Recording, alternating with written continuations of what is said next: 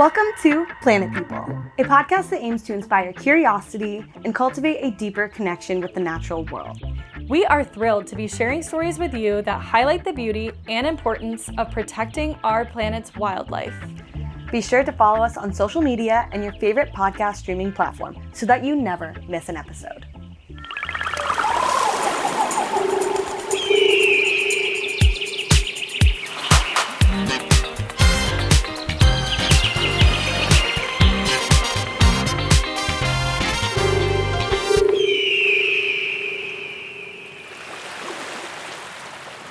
What up? Hey, Hi. Planet People! Welcome back to Season 2. Season 2, first episode. I know, we can't wait to get into it. Yeah, it's so awesome. We're in such a beautiful spot today.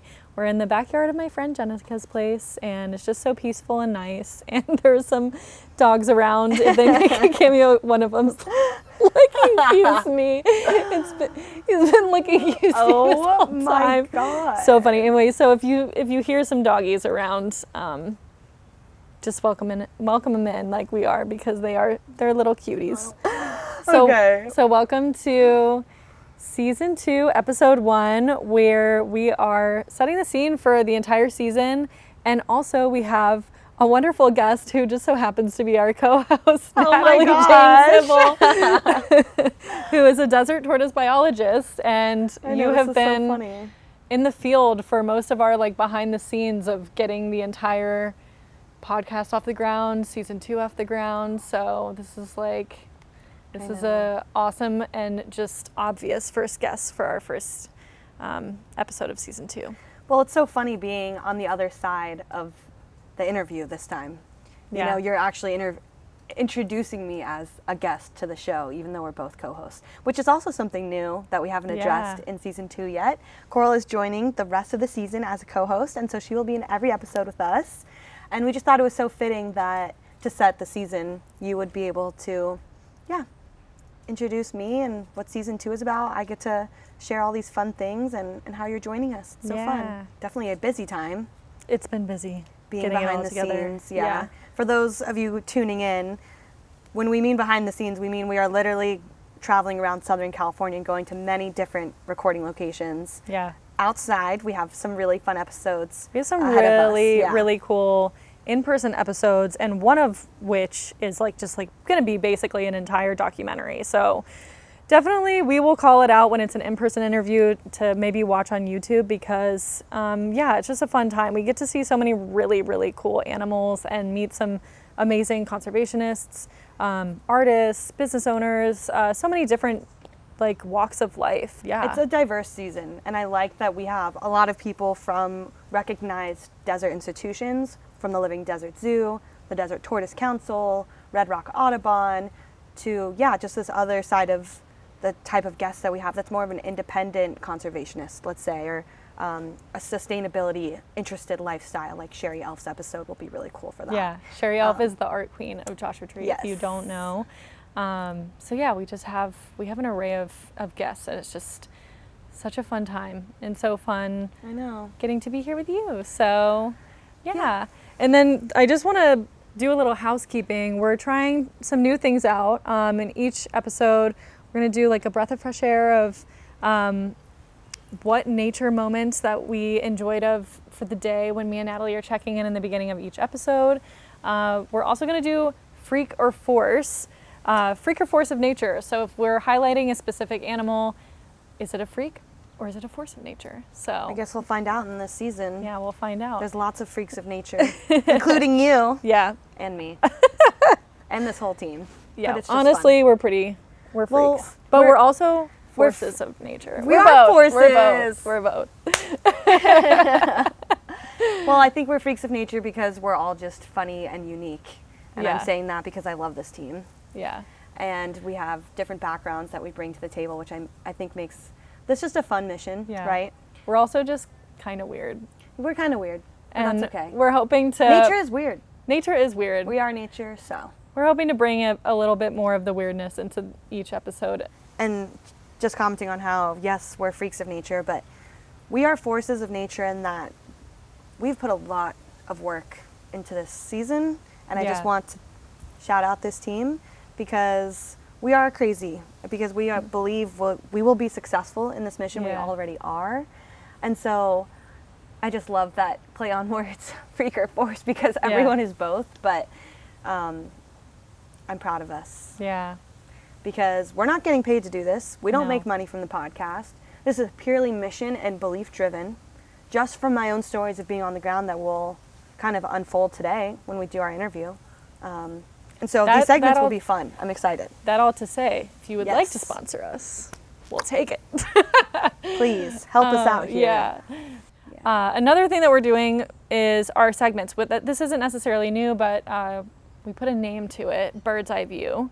So for each episode, we usually do like a little educational segment where we pull back and kind of explain and give more context to whatever we're talking about if we feel like maybe the listener doesn't know about a certain situation. The bigger picture of, exactly. the global impact kind of that we go into, where we talk about so much local conservation action for that global impact, right?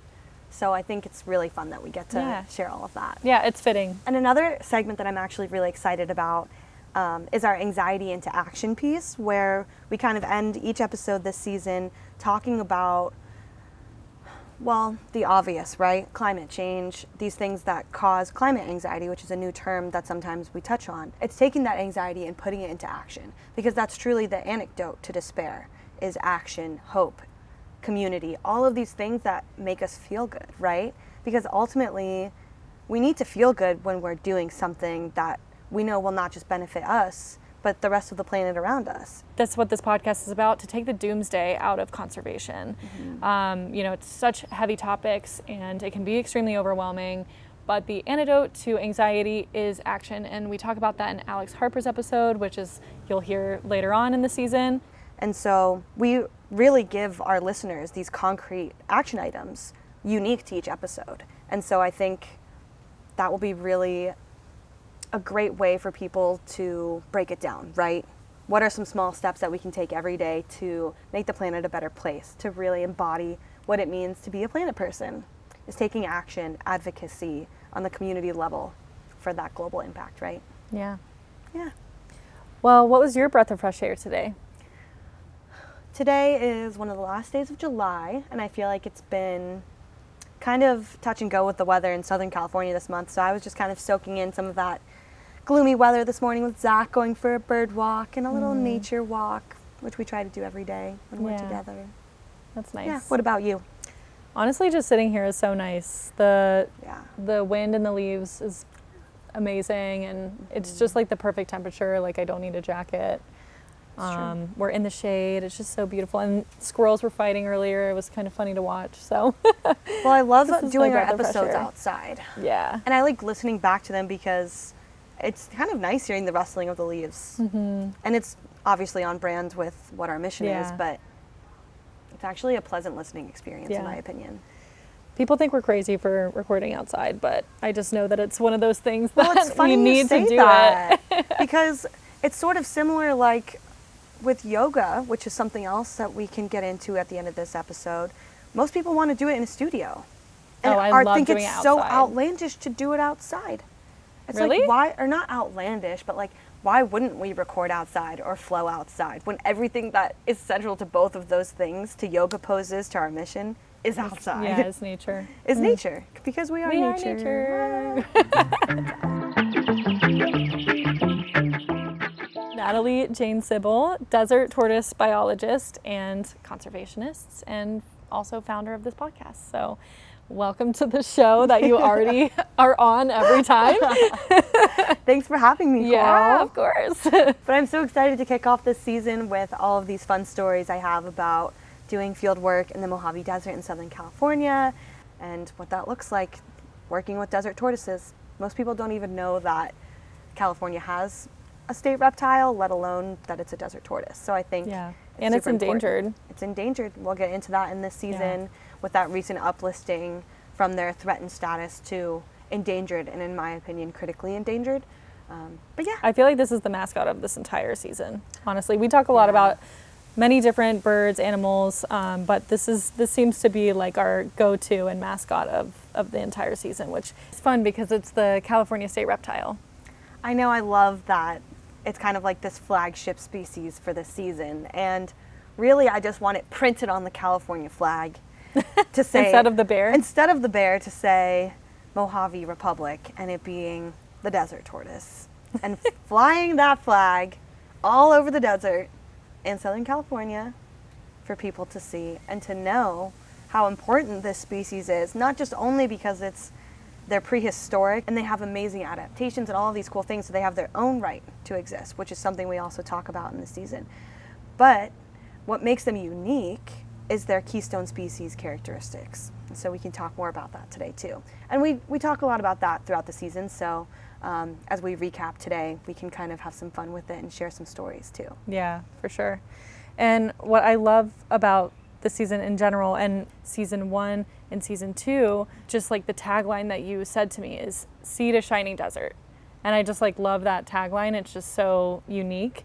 And we started with our ocean conservation series with season 1, and now we're going over to the desert. This kind of follows your journey of wanting to be in the marine biologist space and then kind of transitioning into being a desert biologist.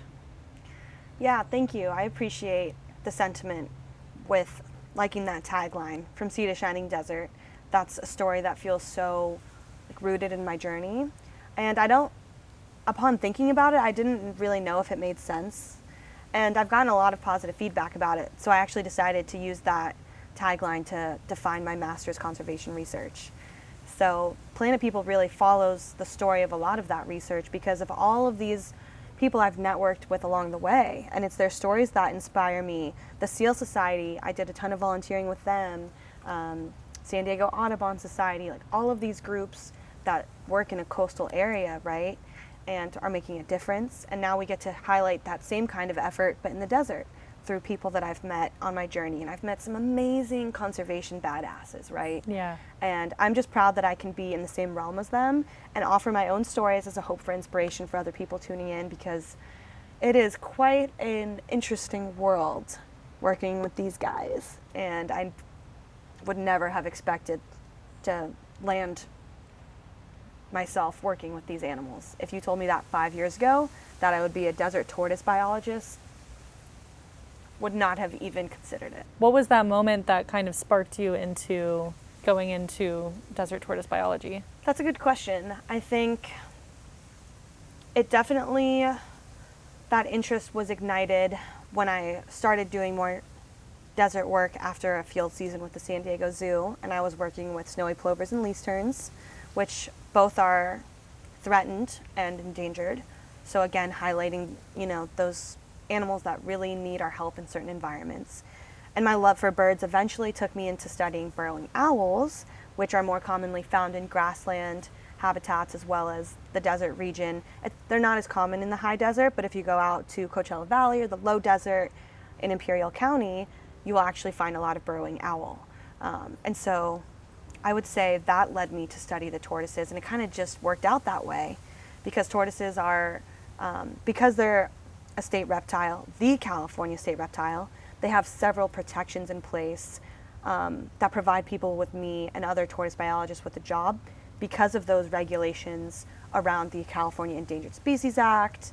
And there was a lot of job opportunity with desert tortoises, and not so much with burrowing owl because they don't have that same listing status. So they don't have the same level of protection. The burrowing Right. owl is a lower listing of protection, and the desert tortoise is that higher listing. Yes. Okay. Yes. Both are actually very relevant in the conservation current event space right now because the burrowing owl has been a species of special concern and was just recently uplisted and was a candidate to be uplisted to threatened and is now has passed that candidacy to be a threatened species in the state of California. So are they now at the same level or no? Also a good question. Okay. So this is why it's important we're talking about desert animals in general, because there is so much on the front lines happening in the conservation world with desert wildlife and desert conservation. And the burrowing owl and desert tortoise kind of go hand in hand with that timeline. So while the burrowing owl was being uplisted, the California desert tortoise was also uplisted. So in 1990, they had a status as threatened, which was passed thanks to the efforts by the Desert Tortoise Council. we'll talk about them in this season. Otherwise known as the Desert Tortoise Mafia. Which was news to me. I was like, what are you guys talking about? I'm kind of part of the Mafia now. I won't say that officially, but it's if you know, you know. We can talk about that more too. And so, yeah, in 1990, they got that status, and then fast forward now to 2024. In April of 2024, they were officially uplisted from threatened to endangered. Okay. So within the same couple of years, right, we're seeing these status changes with the burrowing owl and the desert tortoise. What does that mean for conservation of desert animals? It means species are on the decline. Mm-hmm. What are we going to do about it? So even though it's been uplisted, it's not necessarily, it's not positive that it is, because there's less of them, but also this is something that I've kind of been trying to understand as we went through the season. Like, it's not good that they're declining, but it is good that the protections are there. Yes. It's a pragmatic approach, right? Of course, we don't want species to decline, but anytime I talk about this with people or other conservationists, and I kind of feel like, it's too bad that they got that, status change, species are declining, whatever. Like, if you have that negative attitude, it's like, yeah, sure, they're declining, but now they'll have much stronger protections in place that are legally required by law and permitting. Otherwise, you will be fined and fucked.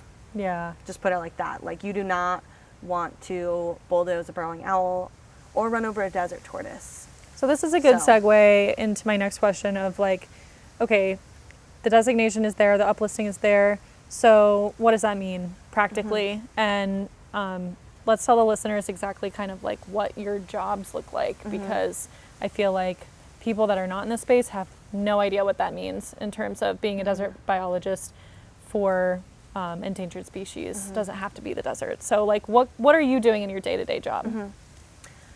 Day-to-day job can look different depending on what the project is.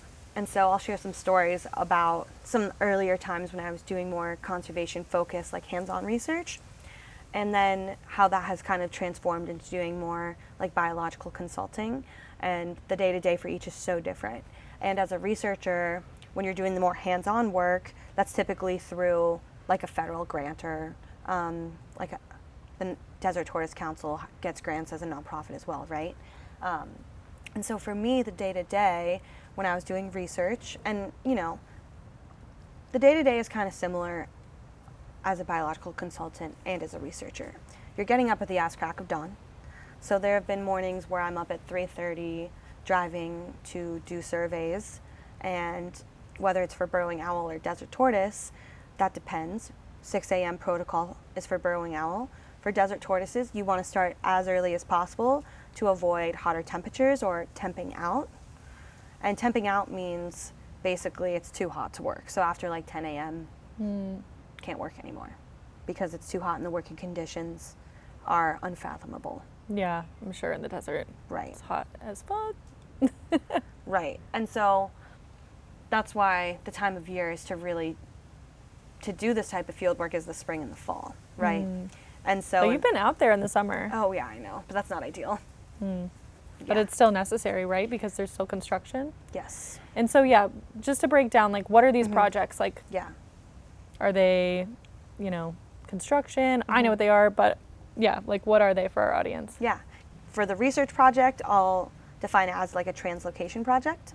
And so translocation means basically relocating tortoises, taking them out of their home and putting them in a suitable habitat, right? You want a quality desert environment that has creosote on the landscape. And so when you're doing those research projects to translocate these animals, you have to identify how many are in the environment. And so when I wake up in the morning and I'm going to do surveys for tortoises, I'll have equipment with me. One of them includes a Yagi, which is basically a satellite tracking device that connects to a GPS tag on the tortoise. And so we install those GPS tags. And where on the tortoise is it? On the carapace, so on the back of the shell or maybe towards the front. And carapace means? The shell of the tortoise. Okay. The GPS tag helps us monitor basically the location of the tortoise, and we can track it by using this Yagi device, right? And so when I'm walking around the desert and I have this Yagi in my hand, it starts beeping either louder or softer, depending on how close the tortoise is to me. And so if I get closer to it, then the Yagi starts beeping faster. And the Yagi's also hooked up to this other device that's like, looks like a walkie-talkie, and that's what's actually making that beeping sound. The Yagi is simply just a tool to connect to that satellite transmitter that's on the tortoise, basically. And so when I'm using a Yagi, sometimes I'm walking up a hill, up a frickin' mountain, and tortoises are scrambling all over these rocks, burrowing under rocks, burrowing under creosote. They have a variety of different burrow choices. And so the Yagi will literally take me directly to the burrow, and sometimes I'll see like a tortoise sploot, which is the back end of the tortoise, like the tortoise butt, or I won't see a tortoise at all, and it'll be way back in its burrow. And so then you kind of have to check if it's still there by using like your phone as a reflective mirror to see if there's anything inside the burrow, or you can actually use a real mirror to kind of scope it out and see if the individual is in there. That's sort of what the day-to-day looks like if you're surveying a tortoise that has a GPS device on it. And that's to relocate them? Yes. So when you approach the burrow, you, depending on what the task is at hand, like if you need to do like a health check on it or change out the GPS battery, whatever it may be, you are extracting the tortoise from the burrow in a safe manner with gloves on, handled under permits by U.S. Fish and Wildlife. And so that's really important to note here because this is a federal grant working for a federal entity. I won't go into too much detail about who I was hired by, but it is a translocation project. So when we find them, we conduct these health assessments, and eventually we do remove them from, in this case for the project, the Western Training Area on Fort Irwin. This is a well-known training area with a dense tortoise population. And the project I was working on was here, has been ongoing for 20 years. So this population of tortoises has been studied time and time again. Oh, I see. And so you are relocating them out of potential harm's way? Simply put, yes. And that's really important when the military is expanding into the Western Training Area, where they will eventually, it'll become an active military training area with explosives and tanks and things like that. And so literally tortoises can get crushed if they aren't taken out of there. Well, I'm happy that, that you're doing this job to relocate them. I mean, God, imagine if you weren't there and those poor little guys would get crushed. I know. There's a lot about that project that shaped so much for my ethos, my way of just approaching conservation solutions. And it was such a unique time in my career because it was lots of walking and getting to know other, the next generation of tortoise biologists. Most of the other bios on the project were my age, and that was refreshing to see. And as I've gone later into my career, 3 years since that project, I see just the range of demographics and people that work in tortoise biology. And so it was just really nice to be with a cohort of people that, were just the next generation. And so that was a really fun project. I just learned so much, and we can get more into it. So you said that this was a really formative project for you and your ethos. Do you have a special moment that, comes to mind when thinking about that? Yeah, that's a nice question. I think there were a lot of special moments and really cool stories of just learning to work independently. So on a personal level, that type of growth, it's not an easy feat going out in the desert independently, sometimes maybe with one other person. And those times where I was going independently were towards the end, and it was just wow, I really have to push myself to be comfortable in the middle of nowhere in the Mojave Desert. And I mean places called Mars, Venus, actually parts of the earth that people will never walk to again. Oh, wow. There's no point. There's no reason to walk the path that I have taken to survey for tortoises. It's just a meandering around landscapes that are, you know, maybe were touched by indigenous peoples once before, right? There's no such thing as true wilderness, like a raw wilderness, because we have always been a part of the landscape. But that's the crazy part. That's the jarring part. Driving across China Lake by myself in this big truck. Yeah. Like, I turned around at one point because I was so scared and anxious. Oh. And I had to call Randy. About what? I was just having a panic attack. Because you were just by yourself in, I in was the middle of literally nowhere. just scared. Yeah. And I was psyching myself out. And I called Randy. He was like, just drive back down the hill, take a few breaths, and get back out there and find that tortoise. Aww. And so I did. Yeah, he was Sweet a Randy. big inspiration. That's another thing, another person I met, right, that Yeah. we've interviewed before. So there was just so much that happened that spring. Not only just pushing through, like, being a woman in the field and how terrifying that can be, but also just, like, working with tortoises hands-on for the first time. Yeah. And that's when I found this. Ooh. Figured this would be a good story time. Yeah, let's hear it. Piece. So cool. Yeah. So this is a tortoise hatchling. And for our listeners, we have a little desert tortoise. Hatchling shell. Hatchling shell. Okay. And I'm just going to hold it up here. Yeah. We'll post it on social media. Yeah, this is like really cool. Right? Isn't that cool? Yeah. And so we had scientific collection permits that we were able to use to gather specimens, really just as a way to study the shell and maybe any perhaps signs of why it was, you know, perished. And So for research purposes. yeah, for research purposes. And it's just nice to learn about, yeah, like the anatomy of the tortoise and the shell and the carapace. And I think it would be cool to even do like a little demo of what each part is. But unfortunately, this used to be a full carapace. So the carapace is the top shell. And that's what protects the tortoise, right? It's cute though, right? Mm-hmm. It must have been little. How old do you think? Good question. Under 5. This is a hatchling. I wouldn't even say this is a juvenile. Juvenile would be a little bit bigger than this. Oh, I see. Reaching like close to reproductive maturity. Yeah. So where'd you find that? Well, it was towards the end of the project, and I was out in the field with a girlfriend, a now girlfriend who's a colleague at the time. And we were tracking tortoises with the Yagi, and this was a really beautiful part of the Western Training Area. So this was on that same project. And there was lots of Joshua trees everywhere, and cholla cactus, and rolling hills. And so tortoises really like those like rolling, like small hills, right at kind of like the foothills of a bigger kind of mountainscape. And so I was tracking a tortoise, and sure enough, I find it in the shade of a Joshua tree. And that was all fine and dandy. I found the one I was looking for. And then I'm going back to the truck, and I come across an unmarked female. And so this was a big moment for me because I hadn't found too many accidental or incidental tortoises, meaning like an untagged individual. So again, with that Yagi, we're tracking these animals, right? This one didn't have a tag. And so it's important that we find the ones that don't have tags. Yeah. Otherwise, right. You know, they did.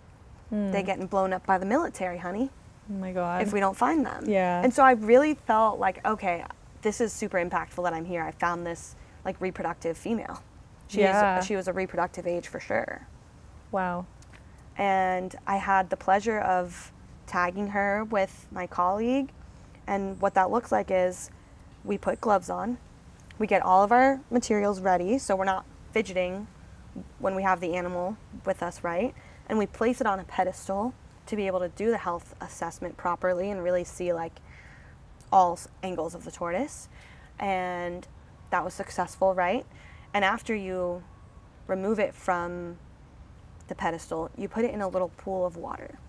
And so this was required by all of us after finding any tortoise that we rehydrate the animals. This is critical because at the time it was 2022. It was 3 years ago. California was in a massive mega drought. Right. I will never forget having a meeting with our team and our boss telling us that we need to collect every type of species, one individual of every species in the desert, and put them in zoos. Because we are seriously on the brink of seeing a lot of desert animals die off. Oh. This was top-down information. Not like, oh, your manager telling you to go collect these animals because we think something's going to happen. Like, no, we are in an extreme drought and these animals are dying, and if we don't put them in zoos, a massive extinction event is going to happen. Oh my God. How does that make you feel? No, that just like gave me chills for... Doesn't that give you chills? In a bad way. Doesn't that give you chills? Yeah. Well, I guess it didn't happen though, right? Or did you guys have to do that? Well, following 2022, we see the following 2 years in California's like weather history, we have these atmospheric river events happen. That's right. Like, and even that hurricane came through, which was so weird. That was so weird. That was a couple years ago. And so there's been a ton of rain in the desert following that initial message that I got. That was like a spark moment for me. Like, holy shit, we are on the front lines. These animals are like actually like fucked. Yeah. And so it felt super important to me at that time to have my boots on the ground, rehydrating these individuals and finding unmarked ones so that they can be translocated out of the Western training area into suitable habitat. So that was a fun story. That was a really fun moment. And I feel like that project was full of like eye-opening moments like that. Yeah. That set the stage for really what we're doing today. Yeah. The rest of your career. Yeah. So that was 3 years ago. Mm-hmm. And how has your career changed since then? I mean, you're still out there, but working on different projects, or? I would say my career has changed in a lot of ways since that moment. Mostly because I actually lost my job after we had done so much project ramp up, and I wasn't the only one. We completely lost funding on this project. Yeah. And that's right, I remember. Yeah, right? That was horrible. And a lot of us had to pivot into consulting, which is really where the bread and butter is for being a wildlife biologist in California, is working with desert tortoises because of that designation, right? And there's so much policy or there's so many regulations around protecting them. And that's why I went on to go back to get a master's degree, mainly because of this ethos transformation I had after that project, being like, these animals are fucked. We just lost funding. I was so excited, like eager to get out there. My first like desert field season, I felt like my dreams were crushed. And I wanted to find an alternative solution to conservation because I didn't feel like research was cutting it. Of course, there is so much, like scientific research is so important in every shape and form, getting those publications to then help pass policy, right? But I just feel like we were abandoning the animals at that time, and I wanted to do more to help. And so I didn't feel like I could do that as a researcher anymore. I didn't want to go in and handle these animals knowing that I wasn't going to be there to help translocate them. And so that's why I went back to school to get my master's degree in conservation biology and went on to start my own business as a biological consultant. And so all of those things have been unfolding for the last 3 years, right? And in that mix, I wanted to bring in science communication. And so I made that part of my business model. Yeah. Yeah. And then birthed this podcast. And we birthed Planet People through my master's research, and then embarrassingly, my business name is Cibel Consulting and Communication Services. You always say that, but I like the name. Oh, thanks. It doesn't imply biological consulting at all, and it's very long for a business name. I think it's cute, but thanks. Do what you will. Well, the communications part, I felt like I wanted to have triple C. Yeah. I liked that it was like triple C, and I do so much like of my own like production on my social medias. I wanted to credit that skill because I would love to do more communications work. That's why we're doing this, honey. That's right. So what is the other part of your business then that you're doing? As a biological consultant? Right. So Planet People is the communications part. And so the other part of the consulting piece is, the biological component, which is really where my communication can even be expressed because it's my stories and time as a consultant that fuel all of the things that I like to share. Whatever it is that I'm doing in the field, from nesting bird surveys, so from April 15th to September 15th, we have tons of field work in Southern California related to nesting birds because all birds are protected under the Migratory Bird Treaty Act, and then the California Endangered Species Act, which really focuses on a few of those species I mentioned in the beginning, the snowy plover, the least tern, and then there's the California gnatcatcher, least Bell's vireo. So lots of nesting bird work. Oh, there's a little rat over there. Where? On top of the fence. On top of the... Oh, little guy. Oop. Whoops. That's funny. That is funny.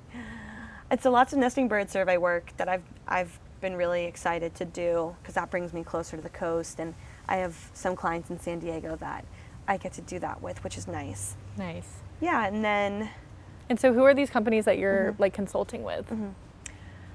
A lot of smaller organizations closer to San Diego. So I've worked with the San Diego Mountain Biking Association for when they build mountain biking trails in San Diego County. Oh, cool. I have to come do surveys before they install those trails. And when you say surveys, like what does that mean exactly? Yeah. So surveying in the morning, again, there's that protocol kind of standard of starting at daybreak for nesting birds because there's a lot of bird activity in the morning. So literally I'm going out in the morning and getting my binoculars out, turning eBird on, turning Merlin on, which are both great apps funded by the Cornell Lab of Ornithology, good resources for people who want to get into bird watching. And I'll use eBird to collect data and write a list basically of the birds that I'm seeing. And then Merlin is that audio component where you can hold your phone up and turn this app on and hear the birds around you. So I like to use some technology when I'm in the field, but mostly I just have my binoculars with me. And so surveying is like a chance for you to collect data in the area. Yes. And then you give that data to whoever hired you. Yes. Okay. Basically doing like presence absence. Is there California gnatcatcher here? Is there least Bell vireo here? Are there any signs of nesting behavior? Are birds bringing literal material in their mouth to the same bush time and time again? And is this to give them that data, those data points, so they will avoid those areas, or? Yes. Okay. Yes. So this is why that communication is so important. That's also a good point. Yeah. Yeah, we'll let them know to avoid this area and create like a 200-foot buffer. For endangered species, I think the California gnatcatcher is a bigger buffer. And I flag it off with like pink tape. And I'll take a picture with GPS points and be like, avoid this area. And so when you're out in the desert, which you have been a lot this year, honestly. Definitely. Who are you working with, and like what are you doing in terms of the surveying and making sure that those areas or those animals are being protected? Yeah, so this year, 2025, has been really heavy on the desert field work. And sometimes that's just the ebb and flow of what my clients need. And so this year I'm working for one of my higher paying clients, which is nice. Like I said, if you're a wildlife biologist in Southern California, the bread and butter is really with desert tortoise work. You can make upwards of $80 to $100 an hour. And that's why I went and did that translocation project, because you can get that experience as an authorized biologist. And we talk about this a lot in the episode, throughout the season, so I won't get too into it today. But that's why I keep going back to the desert, because it's kind of like the golden handcuffs. And also it's important, right? So you can kind of get sucked in with the high pay. I know a lot of tortoise biologists who, you know, just keeps calling you back, even though the working conditions are fucking brutal. It's like 110 degrees out there in the summer. I feel bad out when you're out there. But when it's not that hot, I love it. Yeah. I really do. And that's why I go back. Yeah. Or my project in the desert, I won't go into details of who the clients are, but I'm working on a big utility project for transmission, like power lines and gas lines and things like that. So I'm working on the right-of-way, where I'm driving up and down, escorting crews, and basically surveying the road. Oh, okay. So I have eyes on the road at all times. There are snakes in the road, tortoises come in the road, there are burrows on the embankment sides of the road, And so it is an important job. And it's important, and it just also calls you back because it can be, high paying. So I'm surveying the road, I'm escorting crews, so literally, like, sometimes there are like 10 big work trucks behind me, which is so funny because it's like just little old me, right? They just have to follow behind me, and I get to be the leader, which is so kind of funny. It's kind of funny. I think it's funny because, I don't know, I'm just like 29, 5'4", and it's like these big burly dudes. Not always like big burly dudes, but it's like, you know, I'm out there with blue collar folks working for utility companies. It doesn't sound that glamorous, but it actually does have this kind of adventurous element. And when you're working on a project with a lot of other biologists, it can be pretty fun. And grueling days, sometimes 12 to 14-hour days. But I don't know, it sounds like worse than it actually is. It's mostly in the summer when it's bad, but. Yeah. So you're on these job sites, you're working with these primarily guys, right? Yes. So you're just like one singular woman in this space. Sometimes I'm the only woman at a project site. Yeah. That's interesting. There are other women on these projects I've worked on, yeah. but it's hard being a woman in this space. But I also think I'm like, wow, that must be hard to be kind of one of the only people that are there that's like, I'm here for the animals. Like, you're like the true tree hugger. Like, not only are you a woman in the space, but like you're like this like straight up tree hugger being like, there's an animal here. Like, what is that like? Like, are they respectful to you? You know, like, are they interested in what you're doing? Like, what is that whole process like? Yeah. I think for the most part, despite kind of being in the field with blue collar workers, really, like, these are laborers working like on the pipeline, on the transmission line, and they are actually all very respectful. And not only are they respectful, but they also spend a lot of time outside and kind of live in the country, right? Most people that work on these projects are coming from out of town to work here, including myself. And so they have this interest in wildlife, which makes my job kind of fun because I get to share like fun facts with them. You know, if I see something, like in the past I've seen a golden eagle, and I'll point it out to the guys. And they kind of have no choice but to respect me. They even say, like, you are the law. Oh. You yeah, are I the guess law. you are. The conservation law. The conservation I law. love that. The tree hugger. And Yeah. I really try to avoid the tree hugger persona. Yeah.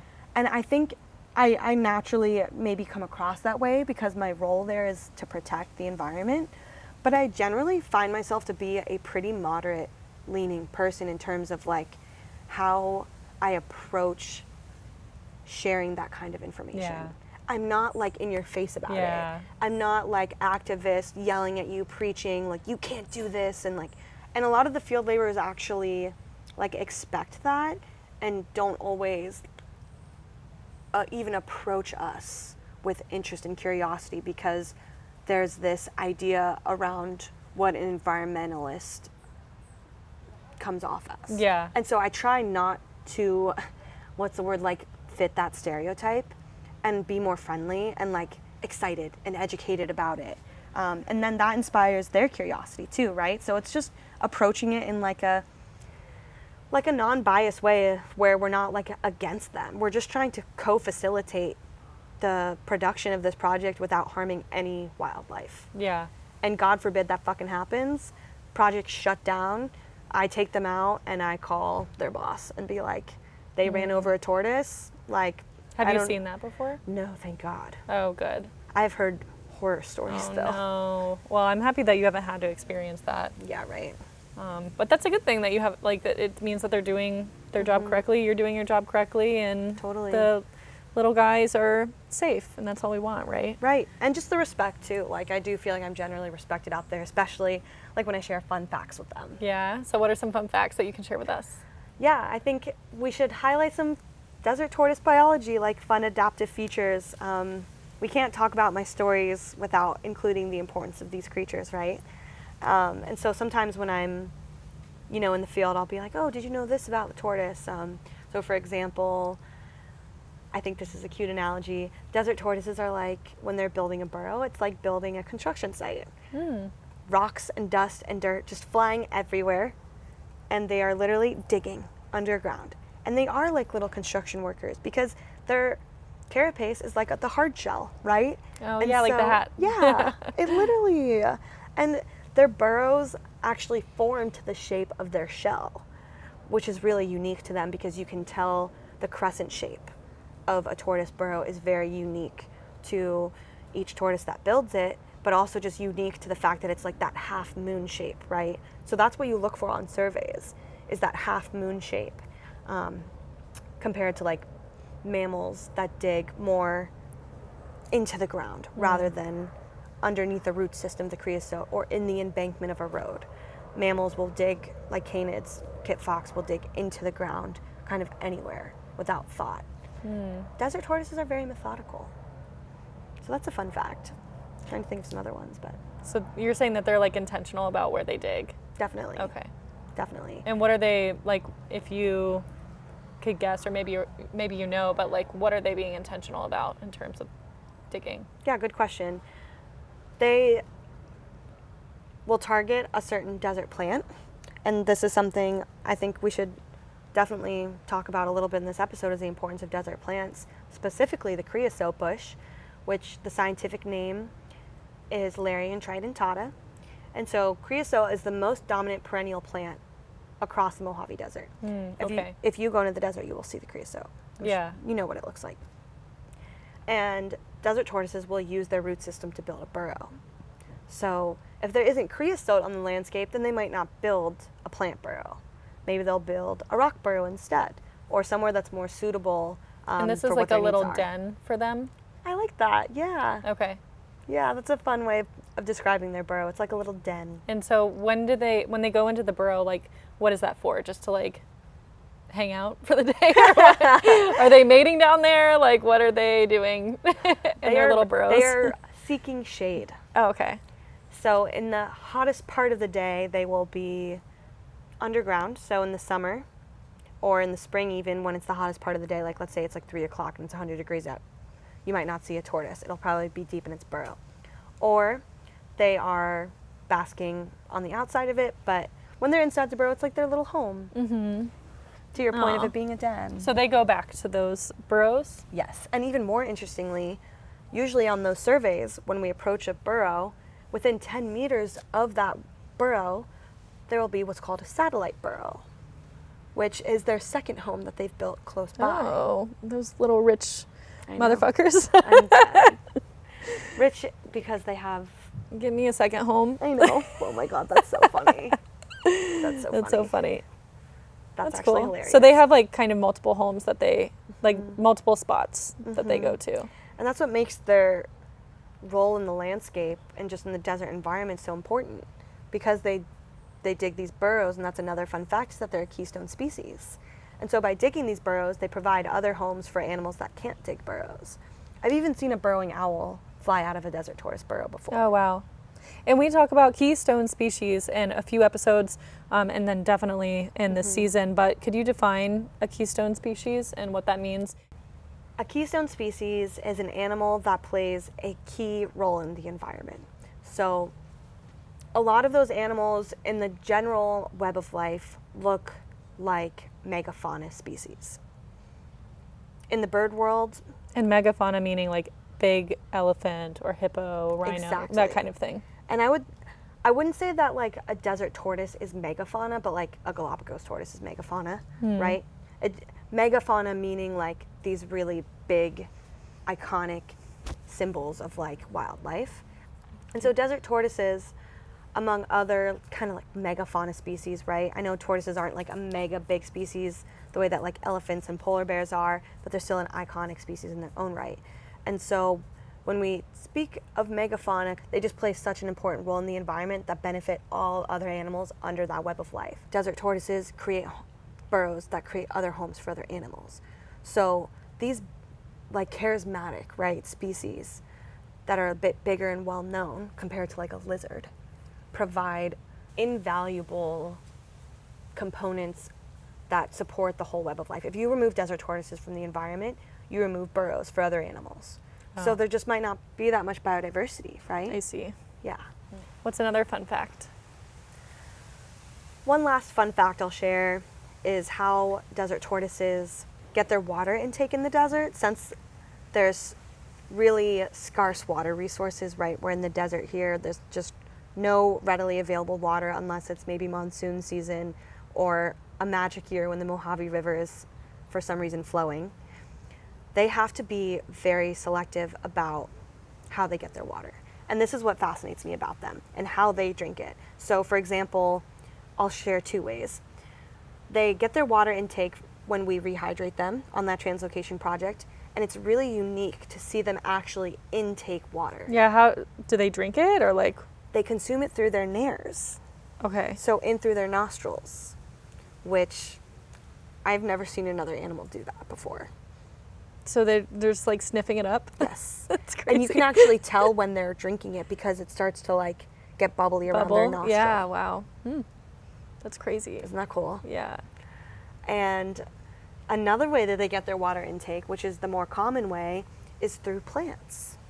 Okay, how?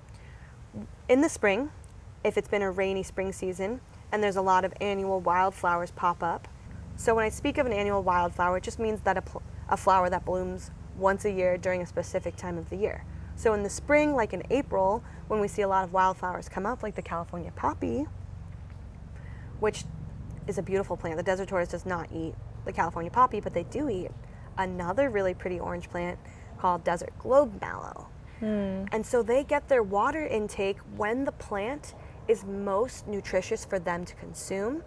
They will resurface at a time when the plant is most ripe to consume for that water and nutrition intake, which is fascinating.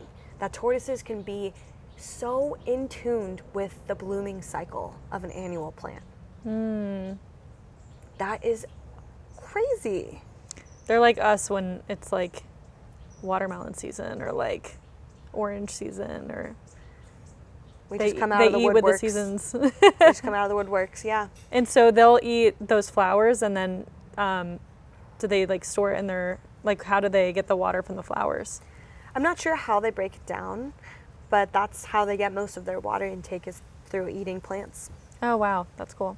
Yeah, and when I share that with the guys or anyone else, it's like, it's so fun to have like some really good fun facts in your back pocket about the biology of the animal. Yeah. Because it does excite people. Yeah, fun facts are the best. We I'm love so our fun glad facts. we're bringing more fun facts into this season. Yeah, that's awesome. Yeah. So one other fun fact is that you're featured in this tortoise book, this textbook, and that was a huge surprise, right? I know. Oh my God, I forgot that it was right between us actually. This was a crazy story about how this publication came to be. And it's part of my story earlier with saving that incidental female I found in the Western training area, because I actually was fortunate enough to get a photo of me holding this female, which I then made my LinkedIn profile picture. And sure enough, the author of this textbook, Tortoises of the World, Giants to Dwarf, Devin Reese, actually reached out to me on LinkedIn when she found my profile. And so in my profile I have actually one of my favorite film photos of the desert as the backscape, and then the photo of me holding this female. And it's just the crazy power of showing up authentically in your own little corner of the internet. Like, I love being a conservationist online. I love attracting that audience, and sure enough, Devin Reese found me, and she just messaged me on LinkedIn. I love that. And was like, will you be in this Johns Hopkins tortoise textbook? That's so cool. Like, yes. Yay. And I had no idea the weight that it would carry. I didn't know that it was a Johns Hopkins book. Yeah. That's like right down the street from where I grew up, you know? I remember when you first got the book, and it was just such a special moment for you. It's so cool. Like, I know. It's awesome. It makes me so happy. It's Yeah. really, it's a great story. I mean, just showing up as the version of yourself that you want to be. And the people that are looking for you will find you. Yeah. It, as corny as it is, your vibe does attract your tribe. And I found my tortoise tribe in this textbook on page awesome. 200, actually. If you order this textbook, which we'll link to this episode, Yeah. if you go to, I'm literally on page 200. Yep, you'll find me, Aww. wildlife biologist Natalie Cibel, holding a Mojave Desert tortoise, Gopherus agassizii, outfitted with a radio transmitter as part of the Western Ecological Research's Desert Tortoise research program. Yay. So That's here we awesome. are. Yeah. We'll put it on our social media too. So. Well, it's still funny. It's my LinkedIn profile picture. So if they just find you on LinkedIn. And you can actually see the transmitter on the tortoise. Yeah. The GPS cool. device. And I love that. it's just a happy moment. Yeah. There's a lot of actually really good things that came from this. Saving this tortoise Yeah. was this publication. I just always reflect on it. Desert tortoises are awesome. Yeah, so cool. I love them. They are prehistoric, and we are lucky to be walking on the same earth as them because honestly, they're like elephants. They have memories like elephants, and if you look at their little feet, they have like elephant-like feet, but obviously on a smaller scale. Yeah. Anyways, these are things that I've just noticed. And Amber was saying that in our other episode. But in Carapace Conservation, we interview this really badass team, and God, I'm so excited. that's for that an episode to look out for because we just recorded that 2 weeks ago too, so we're still on a high from seeing still all on of a high. these tortoises. We saw so many cool tortoises. It was so cool. Yeah, the plowshare tortoise. Yes, honestly, the Galapagos was like a huge highlight for me. So, which is perfect because this book is all the different tortoises of the world. So, well, right after we came back from Carapace, I went home to look into this book about the plowshare. And sure enough, everything that she was talking about, how it's the most endangered tortoise in the world, it's all in here. Yeah, so cool. And Galapagos and Seychelles. And then what was the Burma mountain tortoise? Yeah. Oh, it's so cool that they have so many different species there. I'm still on a high from that. Yeah, that was incredible. So talking back about the deserts, what is like bringing you back there? Time and time again.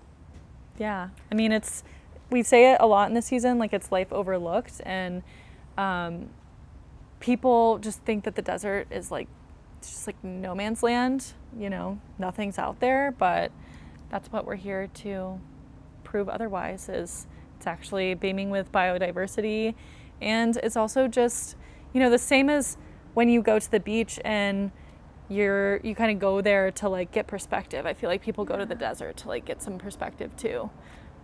I really like how you bring in that ocean component being a source of perspective, because the desert offers that same perspective. You just have to be willing to invite it in.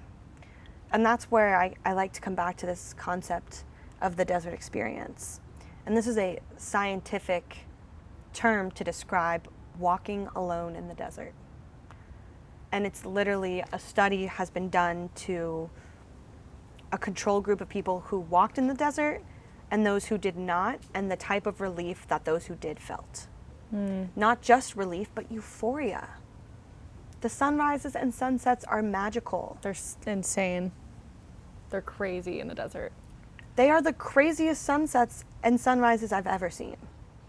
And so if you spend a few days there, and I encourage you to go by yourself and kind of go off the beaten path maybe, invite that silence in, because there is a fragility and a strength here that the desert offers. You just have to be vulnerable with yourself to go for a walk in the desert, and go by yourself. I've gone to the desert by myself plenty of times. I will say, if you've never done that before, if that's like a new concept, maybe find a guide, because I would get lost. So I should say this with refrain because I'm someone who is very experienced at doing this, but if you're listening and if you've never been to the desert before, go with a buddy. Yeah. But like sit in meditation, in silence. Yeah. This is also respect each other's silence and kind of allow both of you to have like your own experiences, right? I like that. Which brings me just to say, don't go out there if you've never been out there, you're not experienced, and then you're like, I'm lost, I have no water. Bring water. I'm realizing I should like give a lot more context to this, because the average person probably has not gone to the desert by themselves for an extended period of time. But yes, bring a shit ton of water. Yeah. And never leave your car. If you get stranded, just stay by your car. Do not walk off. That is a shiny object that people can identify you with. There's lots of tips I have, so those are some of them, but definitely bring a lot of water. And yeah, that desert experience though. Have you felt that before? Yeah, I think it's, especially being in LA. I mean, I didn't grow up here, right? So like I grew up in a more natural area, and like it was just more expansive spaces. And so sometimes I'm just like, I get the itch. I'm like, I need to get out of the city and to be out in these just like massive, like there's nothing for miles. And like, it's just, yeah, it allows you to expand as well. And it's the same reason why I like to go to the ocean because, or to the beach, because when you look out into the horizon and you're not seeing anything, it's just flat, it's just like clears you, it helps clear your mind, truly, you know? And I know a lot of people that I know that go to the desert feel a lot of spiritual connection, and it's kind of like, I don't know, it's just a strange, I don't even know how to describe it. It's just like a strange... It's euphoric. Yeah, euphoric but like, feeling. Not in a drug-induced way. Yeah. You can be completely sober and still experience that. Yeah. That's not to say I haven't had a drug-induced experience before. My first time in Joshua Tree, I actually ate a good bit of mushrooms. Yeah. And I was just on a hike with my girlfriends. I think that's like fun. I feel like that's like the rite of passage with Joshua Tree. Well, right? it changed everything for me. Yeah. It changed everything because that was my first winter in California. I had heard of Joshua Tree, but I didn't think it was anything like Yosemite, right, where you hear about it. But my first time there, and we went on the Lost Horse Loop Trail, and what makes me think about it is when you said go in the desert and sit with your friends and respect your little meditation spaces. Well, sure enough, we're like getting a little trippy on these mushrooms, and we each go into like our own little like rock corner without even trying. The mushrooms just put us in this like space where you can just sit there and look out at the landscape, and I don't know, your mind definitely expands. Yeah. That changed everything for me. I was so enthralled by the desert after that. I would go by myself a lot that spring. I took my dad. I've been with Zach a handful of times. So anyways, it's just funny looking back on that experience. I haven't really done mushrooms like that since, actually. But anyways. Not without trying. Not without trying. That. I'm just remembering when your phone got stolen in Miami. I hate you. I hate you. That was so funny. Natalie just puts on her phone in the middle of this festival. New Year's night. What was it, mushrooms? Or was it like shroom? You just like shrooms with a bunch of question mark. I just put it up. And then 5 seconds later, her phone got stolen. Anyways. These are some fun stories. Yeah. Behind the scenes of our non-podcasting life. Yeah. That actually, that one Joshua Tree experience shaped a lot for me. But yeah. And we got to go this year and do a lot of recordings, which was so fun. And we still have some straggler episodes that will probably be back in that area for us, so that'll be fun. Yeah. I just think, like, to tie up this piece on the spirituality component, it's really like going out there and appreciating the life that's there. Because when you can observe things, then you start to observe how we mirror a lot of nature in so many ways. And I felt like this deep connection to the land in ways that I didn't feel like I was at the top of the pyramid. That I was just right there in the struggle, in the fucking middle of it all, like with the sharp cactus and like the venomous snakes, like the harsh realities of life. Like, I was going through some shit this spring, and like the desert just reminds you to be resilient. Like, the river keeps fucking flowing. Yeah. The wind keeps blowing. Every day nature persists. And so no matter what you're going through, when you're out there and you can experience those realities with the actual brutal reality of the outdoors, like, and the beauty of it, you can find internal beauty and, like, I don't know, get through shit. I don't even know how to explain it. And so along with these harsh realities and like quite literally, like the desert is spiky with cactus, venomous with snakes, like right, it sounds harsh. It's 110 degrees sometimes. Tortoises have to dig deep into the soil crust, like it's rugged out there, right? And just this component of the desert experience is incomplete without this other aspect that I kind of like to to coin as Women Who Wander. And it's actually a book about the history of women who wander and the identities that we have as women who walk through wilderness. And the thoughts that come to you and the like realizations that are true to your identity and like your destiny can happen when you literally walk through the desert. And I've had so many days of walking 25,000 steps a day in the desert. And you just start to learn shit about yourself, what you're capable of, what the earth is capable of. And this all happens through these surveys, right? And so as a scientist, I have to collect all this data. But as a naturalist and like a woman of the earth who feels like a part of the wind, right? Like I listen to Pocahontas, I watch that shit and listen to that soundtrack. That is like how I feel when I'm walking out there, even though I have to wear my science hat, right? Because it's the feeling of being in nature that inspires you. And like you have to connect with that feeling, and you can't connect to that emotion of loving nature by quantifying data. That is purely for the science publication realm. I feel like I go back and forth between both identities because it's the science one that has the value attached to it, according to like the community, right, of getting publications and doing the research. But I think the most valuable part is not being a scientist to me. It's being connected to the land as a woman who wanders and looks at animals, like surveying. Well, that is valuable in itself. Being a woman in general is valuable by itself. And I think just even you saying that accidentally just now is like just a societal unfortunate standard that's there, that we don't feel like we're bringing value into the world as women. But it's mother nature, bitch. Like, what are we talking about here? This is period. Thank you. Yeah. I feel like I put myself in this box where as a scientist I can't feel this like empathetic like approach to nature because we have to be very objective in our studies, right?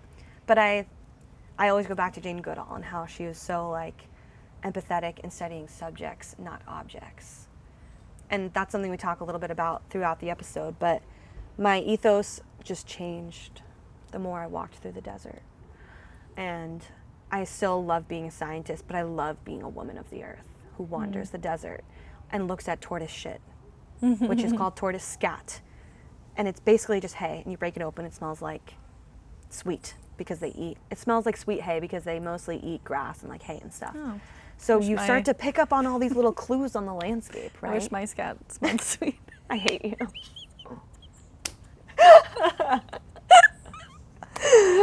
Yeah, you and every other person on the planet. So it's just funny. Well, I love the like wandering component and just like walking, because that is genuinely like one of the best things that you can do for your brain is taking a walk in nature. Period. And if it's not walking, I'm saying it the long-winded way. Taking a ride in nature. I'm saying it the long-winded way. Just go for a walk in the desert. I go for walks as a scientist in the desert, and then you learn about the different clues on the landscape. But then when you walk as just a person, you can still learn those same things, right? Is what I'm trying to say. It feels like there has to be this divide, but there doesn't. And I think that's why Jane Goodall's so amazing, because she pioneered that approach, using an empathy, feminine-coded approach to studying and conducting science. And I just feel that's so true to my core.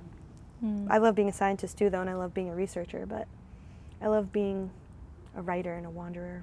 I think I'm repeating myself now. I do have a poem, though. Let's hear it. I could share that. So many poems this season. Okay. I wrote this poem earlier this year, and I think this will be a great kind of wrapping point for us, since this is getting a little long here, and we're losing daylight, as you can probably tell. Did you write this? I did write this poem in April of this year when my uncle passed away, and I was just having a hard time on this project and spending a lot of time away from home. So I just wrote about it, and I just felt like it was a good spring poem. Blooming, being, becoming. The desert teaches you to live on the edge of harshness and softness, discomfort and growth, fragility and strength. The flora and fauna shows you the duality of what it takes to survive in this rugged landscape.